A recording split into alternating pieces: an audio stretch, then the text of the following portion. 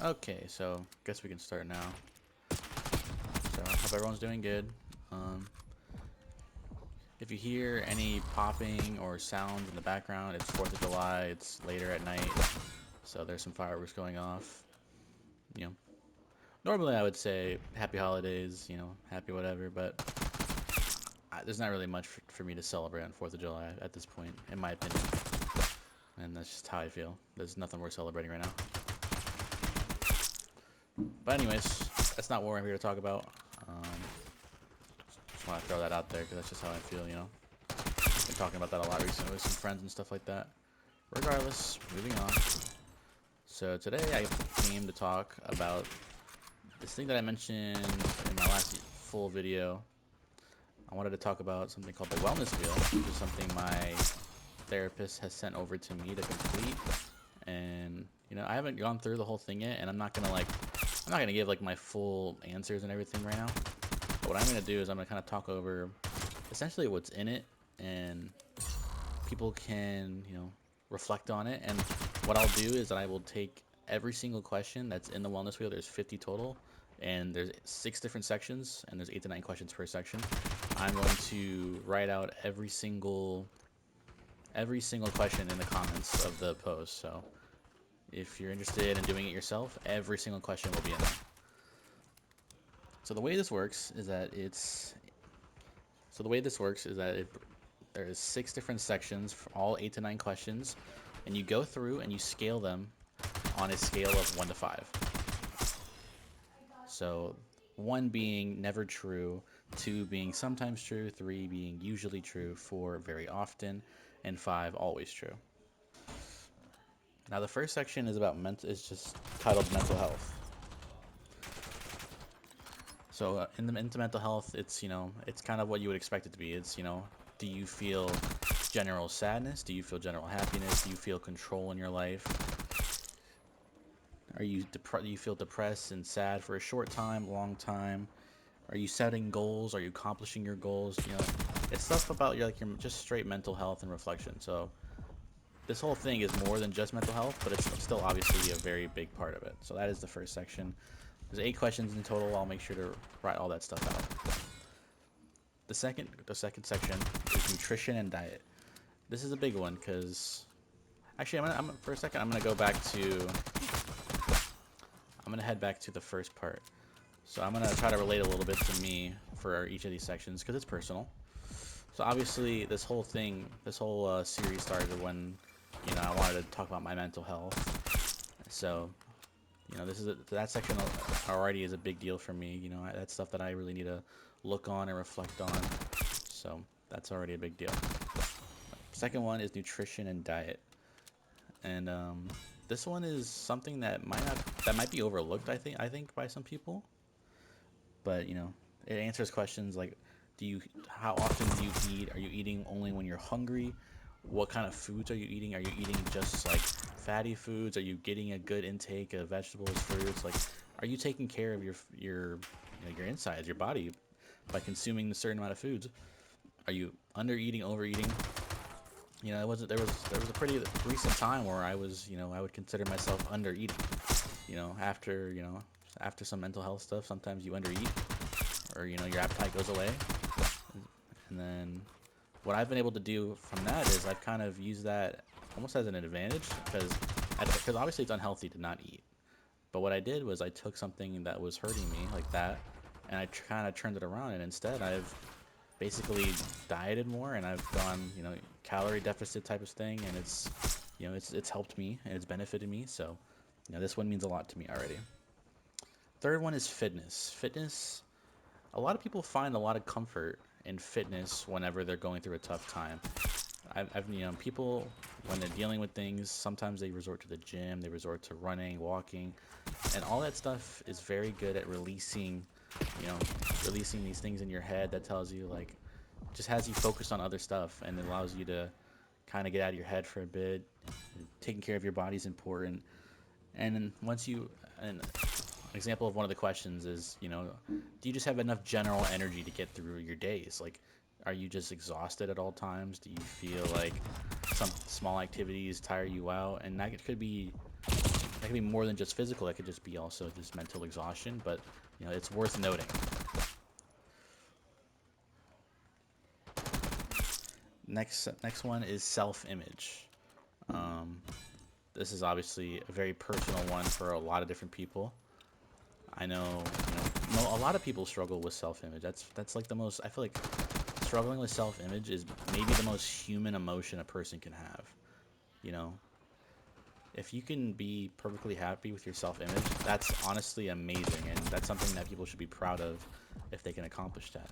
You know, I've been very open with how I am and how I'm feeling, so I'm comfortable enough to say that I've had a lot of self-image issues. I'm not perfect, nothing like that. So, people have seen me in good lights, sure, but sometimes it's hard to see yourself in that light. So obviously this one does hit close to home because, me, like many other people, I've also, dealt with this type of thing. So I'm also trying, that's also something I've already been kind of building on and working on is self-image, I'm trying to be, I'm trying to post more. I'm trying to just like love my body or love me or my body more. Just trying to be more positive about general stuff. So I have been already kind of taking steps to improve that, And I already do feel like it's already, I do feel like recently I've already been kind of, enjoying, being a bit more confident, more comfortable, in my own skin and my own body. So self-image is very important. And then the fifth section is about social health.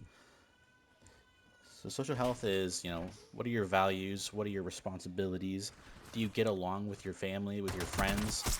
Do you feel like you can confide in your friends? Do you feel yourself getting angry or mad at them for, no particular reason? Can you express comfortably with them? Do you have a support system?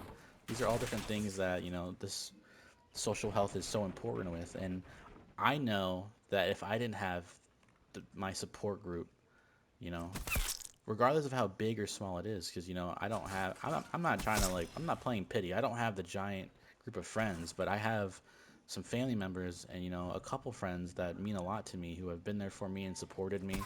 So I've worked my ass off to go to them. I've never always been the most comfortable person talking about my mental stuff, but the support group has been everything. So social health is so important. So I believe that's one of the more, obviously all six of these sections are very important, but social health is everything. You have to be good mentally, socially. And then the last one is, this one might be the most, this is the most physically important one. It's prevention and, hold on, my bad. It is prevention and safety. So, obviously when people are dealing with their mental health, you want people, you want to see people be safe, and you don't want any travesties happening and stuff like that. So it's just making sure that you're taking the extra step to be safe. So something as simple as wearing a seatbelt, you know making sure you're not drinking and driving. Are you brushing your teeth after you eat? Is your home safe? Do your fire alarms work? Just general safetiness. It's not as simple as you're getting very dark thoughts and you're thinking about doing something to yourself, but it's just making sure that you are safe as a person, and you're just taking every step that everyone should to make sure that you and your family is safe. So these are the six main things. I believe that is all six of them. Hopefully, and I'm gonna, like I said earlier, I'm gonna make sure I post. I put every single question in all the comments. So there's gonna be 50. I'm gonna break it up into 6 different comments. There will be 50 total questions, 8 to 9 questions each. Yeah, and relating to the social one, you know, despite how hard things have ever gotten for you or for me or for anyone around me, I've always made sure that I go an extra step to, for my safety, for the safety of those around me. I pray for people's safetyness, and you don't have to pray. Not everyone believes in God or religion or anything. You don't have to believe, but you know, I just hope for everyone's safetyness, and I, do what I can to make sure me and my family is safe. And that's important. That's a big part of your mental health is, can you say you're comfortably safe on a day-to-day basis? If you can, then that's already a big first step. hearing a lot of noises outside. I think it's still. The fireworks are getting rained out right now. So yeah, that's about it for the wellness wheel. I just wanted to kind of share that with everyone because it's a big self-reflection piece. I hope people can do this and put their input in it. Also, the way to lay it out. So imagine a big wheel or a big circle. Now divide that circle in these 6 different sections. But make sure you, well first, okay, imagine a big circle or a big wheel. Now around the wheel, there's 50 different sections, 50 of these questions. And now you break up those questions in each section. So mental health is the first 8. And then, like fitness is the next one or so on. So you want to break up your sections, and then within the sections, there's 5 different segments in those sections. So you're 1 to 5 scaling. And now you go through each question, and then you put in 1 through 5 how you feel. Do you feel like it's true or not true? On a scale of 1 to 5. 5 being true, 1 being never true. I believe so. Let me check just to be safe. Yeah, never true is 1, 5 is always true. And then you score, and then now you have a pretty easy understanding to where your sections lie at. And then after you filled everything out and you filled it in, now it's self-reflection and it's observation time. Which section is your best lifestyle choices right now, and which one are you struggling with? And that allows you to kind of self-reflect and think, okay, well, this is what I have to work on, because obviously you want to balance everything in your life, but maybe something else is a bit more important right now, and that's something else you need to focus on. So how do you feel about what you see? Which dimensions of life do you need to keep moving on, keep working on?